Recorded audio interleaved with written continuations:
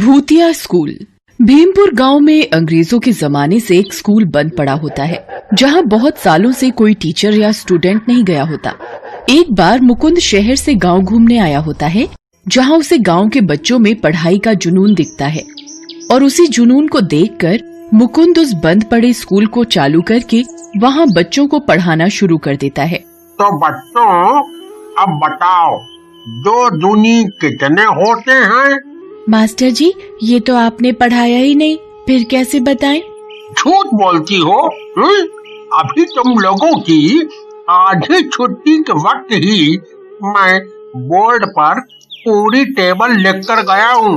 लेकिन मास्टर जी, जब हम क्लास में आए तो यहाँ कुछ नहीं लिखा था। मुकुंद इसे बच्चों की कोई शैतानी समझ नजरअंदाज करके आगे पढ़ाने लगता है, जिसके अगले दिन से स्कूल में ऐसे ही कुछ न कुछ अजीब घटनाएं घटने लगती हैं, जिसमें कभी बोर्ड पर लिखा हुआ अपने आप मिट जाता है, कभी बच्चों को महसूस होता है जैसे उनकी जगह पर पहले से ही कोई बैठा है, तो कभी कोई उन्हें मार रहा होता है। मास्टर जी, मैं कल से स्कूल नहीं आऊँगा, मुझे यहाँ डर लगता है। हाँ मास्टर जी, हमें लगता है यहाँ कोई भूत है। बच्चों, भूत जैसा कुछ नहीं होता। कोई भी स्कूल आना बंद नहीं करेगा। मुकुंद के ऐसा बोलते ही क्लास में किसी के हंसने की आवाज गूंजने लगती है, जिस पर क्लास में शांत बैठे बच्चे और मुकुंद सब हैरान रह जाते हैं। क्यों मास्टर, अब हो गया भूत पे भरोसा या कुछ और भी सबूत चाहिए? जाओ, सब जल्दी मेरे स्कूल से बाहर निकलो। ये हम अंग्रेजों का स्कूल है। यहाँ तुम गरीब बच्चों के लिए कोई जगह नहीं। दोबारा कोई भी स्कूल के अंदर नजर आया तो सबको जिंदा जला दूंगा। भूत की बात सुनकर मुकुंद बच्चों की जान बचाने के लिए उन्हें लेकर जल्दी स्कूल से बाहर निकलकर वहां ताला लगा देता है, जिसके बाद मुकुंद पंचायत बुलाकर पूरे गांव के सामने स्कूल की घटना बताता है। मुकुंद बेटा, तुमने शहर से आकर हमारे बच्चों के लिए बहुत कुछ किया है, पर अब शायद तुम्हें वापस चले जाना चाहिए। पर क्यों? हम वहाँ पढ़ा क्यों नहीं सकते? सरपंच जी, मैं अपने बेटे को उस भूतिया स्कूल में दोबारा नहीं भेजूंगा। हाँ, मुन्नी ने भी जितनी पढ़ाई करनी थी कर ली, अब वो घर का काम सीखेगी। मुझे उसकी जान खतरे में डालकर और पढ़ाई नहीं कर। आप मुझे इस सब की वजह तो बताइए। मैं वादा करता हूँ, अगर बच्चों पर कोई खतरा होगा तो मैं खुद पढ़ाना बंद कर दूंगा। ब्रिटिश शासन के समय उन्होंने ये स्कूल अपने बच्चों को पढ़ाने के लिए बनाया था, जिसमें हमारे बच्चों को कदम तक रखने की इजाजत नहीं थी। फिर जब अंग्रेजों के साथ युद्ध शुरू हुआ तो कुछ बगावती लोगों ने स्कूल में चल रही कक्षा के दौरान ही वहां आग लगाकर बाहर से दरवाजे बंद कर दिए।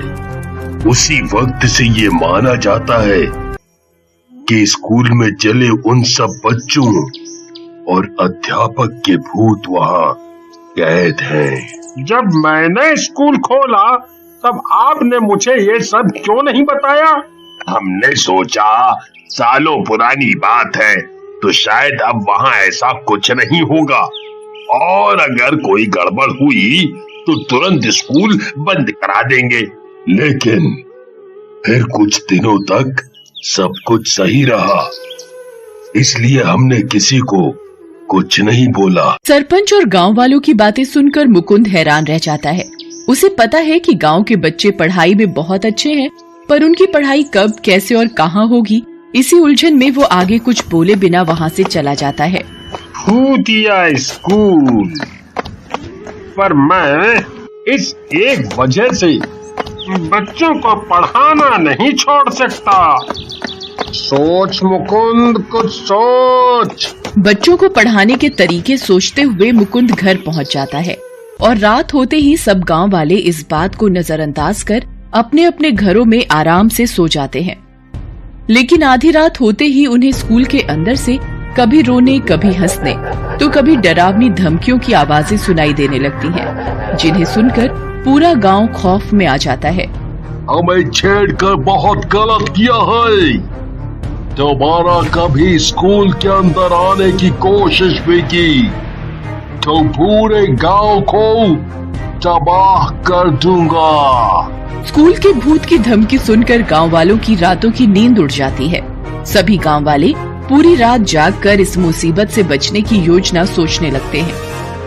अगर मास्टर जी स्कूल खोलते ही नहीं तो गांव पर ऐसी मुसीबत कभी नहीं आती। उन्हें स्कूल का सच न बताने की गलती हमारी है।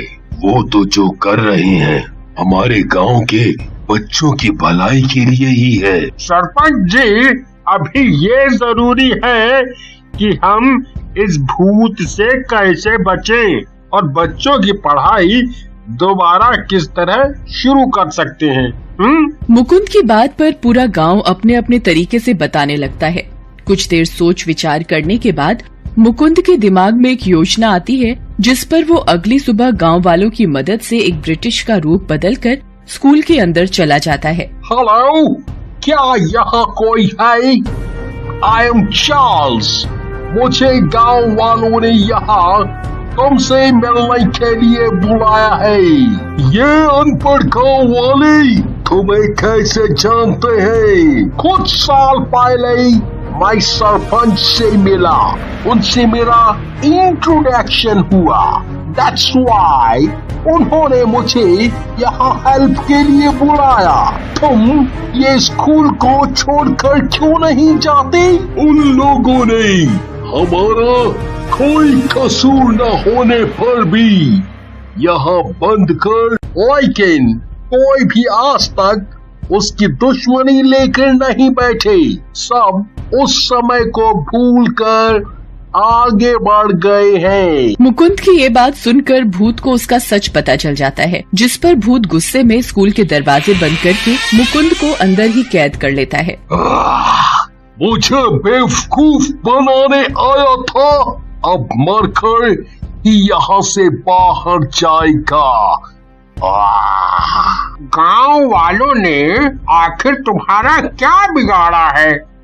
उनसे नफरत करने के चक्कर में तुम अपना आगे का जीवन भी यहीं कैद रहकर खराब कर रहे हो। मुकुंद की बातें सुनकर भूत और ज्यादा गुस्से में आकर उस पर वार कर देता है, जिससे मुकुंद कांच की खिड़की से टकराकर वहीं जमीन पर गिर जाता है।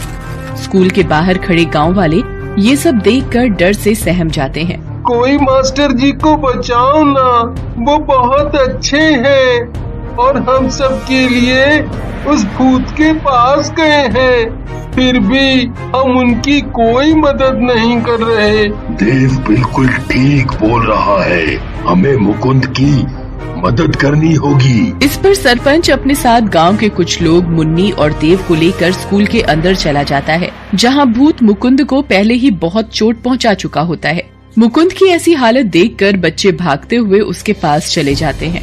वाह, सब अपने आप ही मरने आ गए।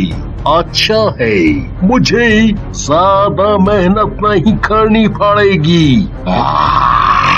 भूत एक बार फिर स्कूल के दरवाजे बंद करके वहां आग लगा देता है, जिसे देखकर सब डर जाते हैं। सुनो, तुम्हें बदला चाहिए तो ठीक है, हम मरने के लिए तैयार हैं, पर उससे तुम्हें क्या मिलेगा? बस यहाँ कुछ भूत और इकट्ठा हो जाएंगे। क्या तुम मुक्ति नहीं चाहते?